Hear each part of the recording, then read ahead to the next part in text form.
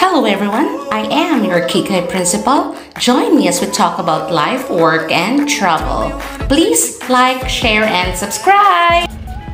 For our first day tour, yung aming itinerary, una ay pupunta po tayo sa tinatawag po nilang floating mosque. Oo, kasi para siyang floating kasi napapaligiran po siya ng tubig. Mainit po dito sa Kota Kinabalu sa Malaysia. Samantalang sa Pilipinas, umuulan baha.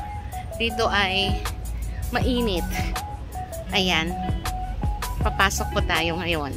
We first have to buy ticket, pero bayad na po namin ito.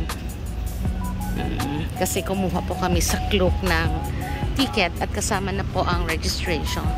So medyo pasilip lang po muna.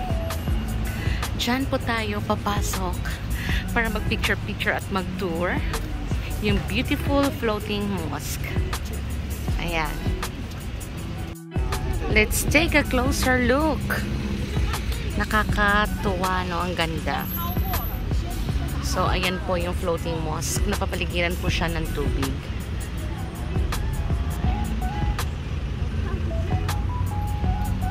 So beautiful. Kasi majority, of course, ng taga dito ay mga Muslims. Kaya marami po mga mosque.